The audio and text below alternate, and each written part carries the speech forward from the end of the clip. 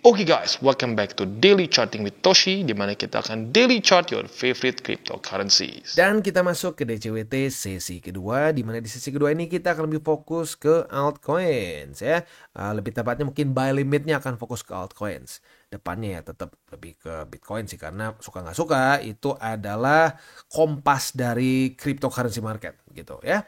Nah, sebelum kita lanjut, seperti biasa gue ingatkan, salah satu cara terbaik ya dan termudah untuk mendukung TCI adalah dengan mempost sebentar videonya dan like our video ya. Oke, nah seperti yang kita tahu, Bitcoin kemarin, atau bukan ya kemarin sih, sampai jam 7 pagi, itu dia ke reject oleh 71.450. Nah, buat lo yang ngerti TA, mungkin ada yang berpikir, aduh bang, ini lower high nggak ya? Ya, we'll see, kita nggak tahu. Ya, kita nggak tahu. Kita lihat besok, kalau sampai dia ke reject lagi untuk yang kedua kali, ya otomatis possibility untuk membuat suatu lower high lebih besar. Begitu ya. Kalau dia reclaim, ya udah berarti lanjut membuat higher high ya. Nah, seperti yang gue sudah bilang dari zaman di sini gue udah bilang bahwa gue ngerasa bahwa ada resiko fundamental yang kita nggak bisa tutup mata, yaitu resiko resesi. Maka dari itu gue pribadi mengurangi bukan jumlah ya, tapi mengurangi persentase peluru yang gue pakai untuk akumulasi. Jadi misalkan kalau akumulasi biasa $100, gue cuma 25-50 dolar, alias berkurang setengah sampai 75%. Kenapa? Karena biar sampai kalau amit-amit terjadi resesi seperti di 2019, gua masih punya peluru yang cukup untuk akumulasi di bawah. Sekali lagi, tetap akumulasi, tetapi pelurunya dikecilin. Kenapa bang? Udah sekalian aja, nggak usah sekalian aja nggak usah akumulasi. Oh ya nggak bisa. Kita harus siap dengan dua arah ya. Jadi gua tetap akumulasi tapi dengan jumlah yang kecil. Sehingga kalau sampai ternyata US berhasil berhasil kabur dari resesi, nah dia lanjut ngepam, ya gue nggak FOMO begitu, karena ya gue masih pegang banyak dan terus akumulasi begitu ya. Nah, buat yang udah sering nonton DCWT kemungkinan besar udah tahu ya resiko resesi apa yang gue bahas. Buat yang mungkin masih baru-baru, masih lagi research terus, ya gue bahas lagi ya. Jadi seperti yang kita tahu, interest rate itu di US udah tingginya 5,5 dan sudah cukup lama ya. Sudah nyaris 1 tahun. Nyaris 300 hari lah lebih tepatnya ya. Bisa di sini udah di 280 harian ya. Nah, ini kayaknya buat setinggi ini sepanjang masa terlama deh ya. Maybe in the 80s, I don't know, tapi for now yang gue bisa lihat dari chart yang kita punya, ini salah satu yang terlama ya. Kita pakai indeks dolar deh, biar pakai indeks Bitcoin aja biar lebih enak ya. Nah, jadi ya kalau kita lihat sendiri dari data yang kita punya ya, ini salah satu yang terlama ya, bahkan terlama gitu kalau kita lihat dari chart di sini ya. Nah, buat lo yang belum tahu ini apa yang warna orange, ini adalah interest rate ya, sementara yang biru adalah balance sheet ya. Nah, ini menunjukkan apa sih? Ini menunjukkan suku bunga dan balance sheet dari US. Ya, balance sheet itu Indonesianya apa ya? Gue juga bingung ya. Buat lo yang tahu, coba komen di bawah apa itu balance sheet ya, bahasa Indonesianya ya. Lebih tepatnya terms di Indonesianya apa gitu. Kalau ini kan suku bunga. Nah, ini balance sheet tuh gue nggak tahu di Indonesia apa disebutnya ya. Yang kita sebutnya balance sheet. Kondisi balance sheet turun, interest rate di atas dan tinggi seperti ini adalah masa-masa QT disebutnya ya, di mana the Fed melakukan kebijakan ekonomi yang lebih tight ya. Lebih tight artinya apa? Mereka tidak membeli bonds ya, dan dengan dengan interest rate tinggi, liquidity rendah di market gitu. Nah, ini biasanya bisa membuat Bitcoin masih bisa rally di sini ya, rally dengan signifikan, biasanya meng-outperform altcoins in general ya, tapi nggak semua, ada aja sih beberapa yang unik seperti Solana gitu ya, PP itu ya lagi-lagi itu aneh juga ya, tapi in general ter-outperform oleh BTC, makanya Bitcoin dominan selama 2 tahun terakhir tuh naik ya. Nah, tetapi di masa-masa QT ke QE itu seringkali terjadi karena resesi. Sama seperti di 2019 di sini ya. Nah, masa-masa ini seremnya itu secara fundamental sekarang mulai terulang. Wah, maksudnya gimana bang? Kalau ngikutin DCWT gue dari kemarin-kemarin, kita udah bahas GDP US ya, 1 kuartal merah ya. Kalau sampai kuartal selanjutnya merah lagi, itu adalah definisi dari resesi. Kalau sampai benar terjadi resesi di US, ya kita siap-siap akan terjadi pelemahan ekonomi di Amerika. Nah, bisa ngedump separah apa, Bang? Ya, gue udah pernah bahas sebelum-sebelumnya, TLDR-nya bisa 50 bahkan 70%. Walaupun 70 menurut gue lebih kecil lah kemungkinannya.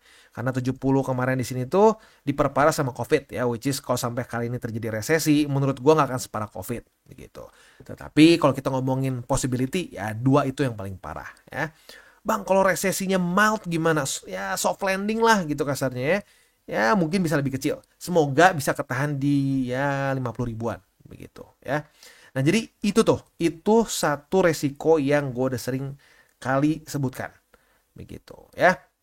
Jadi ingat kalau gue pribadi gue udah bilang ya, gue setengah peluru bahkan sampai cuma 25% aja. Gitu. Just in case sampai terjadi drop yang lebih signifikan, gue siap untuk lanjut lagi akumulasi. Tetapi gue ingetin, bukan berarti gue bilang jangan akumulasi ya.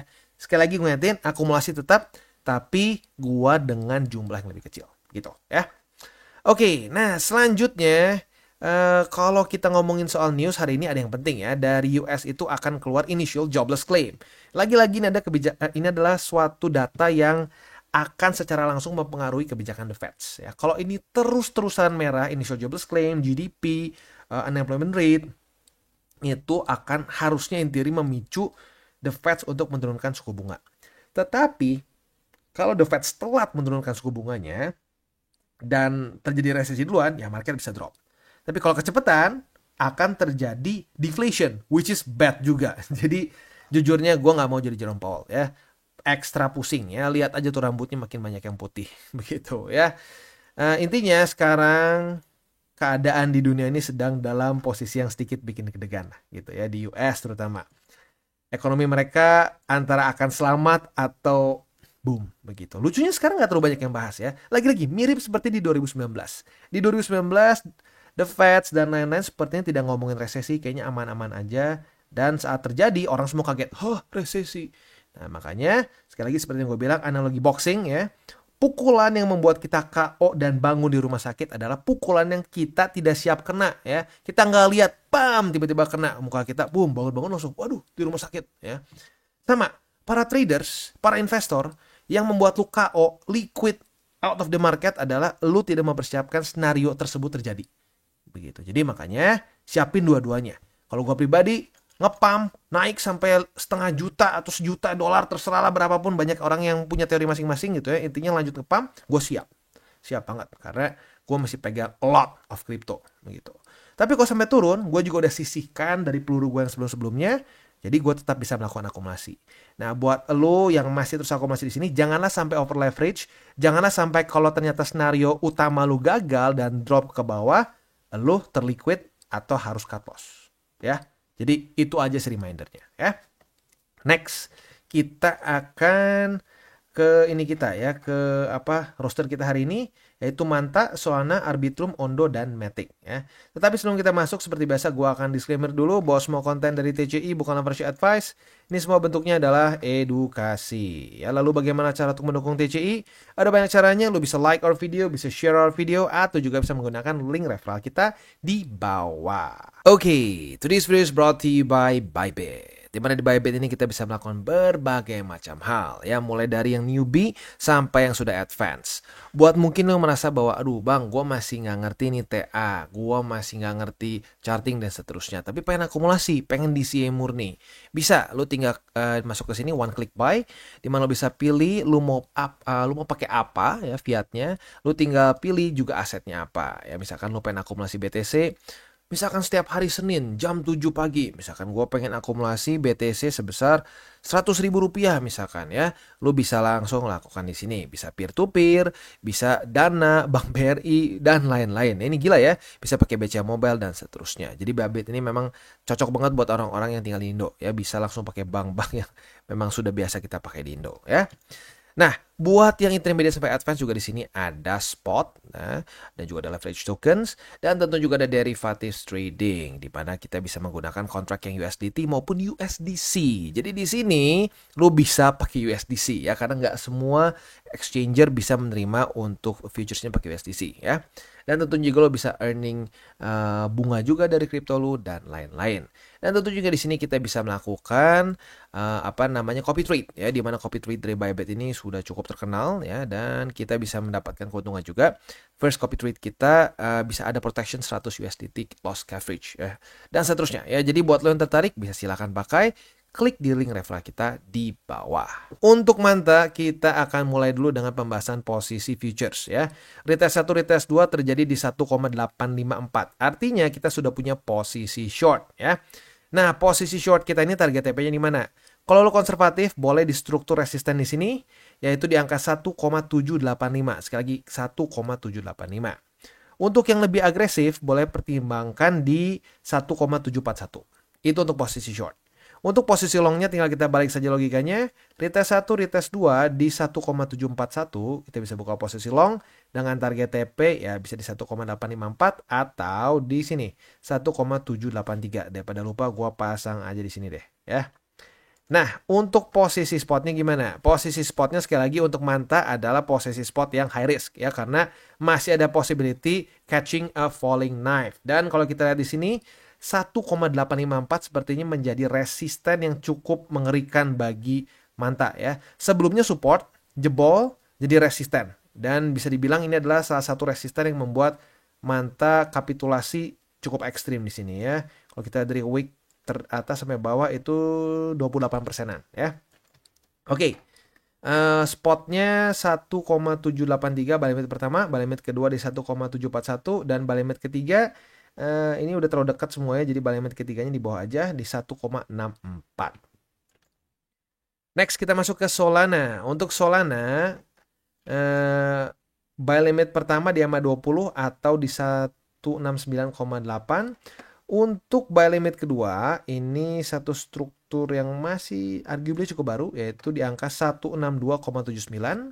Untuk buy limit, ini kurang naik sedikit.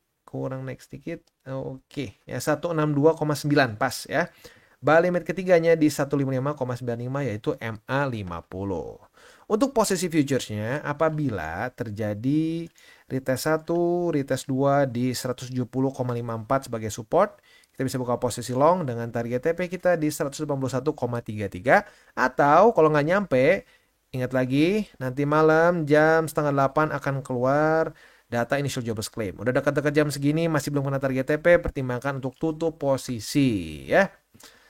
Oke, selanjutnya Arbitrum. Untuk Arbitrum, buy limit ini buy limit berapa ya? Buy limit kedua di EMA 50 di 1,09 dan buy limit ketiga di 97 sen. Untuk posisi futuresnya, retest pertama sudah terjadi di EMA 20. Apabila pada hari ini terjadi retest kedua di EMA 20, ya kita bisa buka posisi short dengan target TP kita di EMA 50. Ya.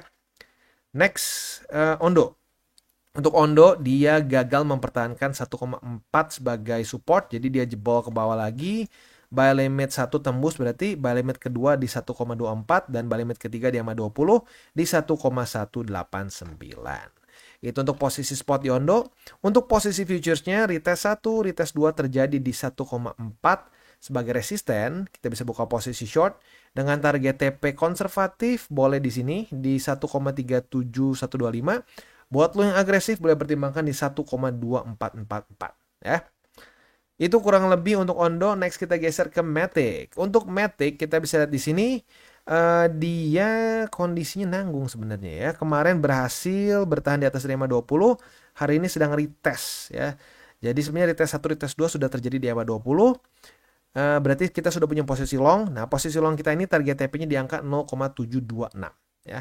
Itu untuk posisi longnya. Untuk posisi spot, buy limit pertama di EMA 20, buy limit kedua di EMA 50 dan buy limit ketiga di 0,682 ya. Itu kurang lebih setup untuk Polygon ya, dan juga untuk DCWT kita pada hari ini. Sekali lagi gue ingatkan, malam ini akan keluar satu data penting dari US yaitu Initial Jobless Claim. Pastikan udah dekat-dekat jam segini buat lo yang punya posisi futures dan lo konservatif sampai intermediate, pertimbangkan untuk tutup posisi just in case volatility-nya tidak sesuai dengan harapan kita ya. Oke, sebelum kita tutup seperti biasa 3 golden rules. Jangan pakai uang panas, jangan over leverage, dan berpikirlah jangka panjang untuk kripto. Oke guys, jadi itu adalah akhir dari segmen DCWT kita pada hari ini. Dan jangan lupa bagi kalian yang merasakan manfaat dari segmen ini, jangan lupa untuk share ke teman-teman kalian. Dan apabila lu pengen mensupport channel kita, ya TCI, jangan lupa untuk menggunakan link referral kita di bawah. Nggak wajib, ya, tetapi apabila lu menggunakan link referral kita di bawah, ada macam-macam, ya, dari Bybit, Huobi, Maxi, toko kripto, dan banyak lagi, ya. Ya, walaupun nggak wajib, tapi kalau menggunakan link referral kita, lu secara langsung membantu perkembangan dari TCI. Dan satu lagi, jangan lupa juga untuk join Telegram group kita, di mana kita bisa ngobrol-ngobrol santai mengenai dunia cryptocurrency secara dua arah. So, jangan lupa untuk like, subscribe, click the bell icon, and see you on the next video.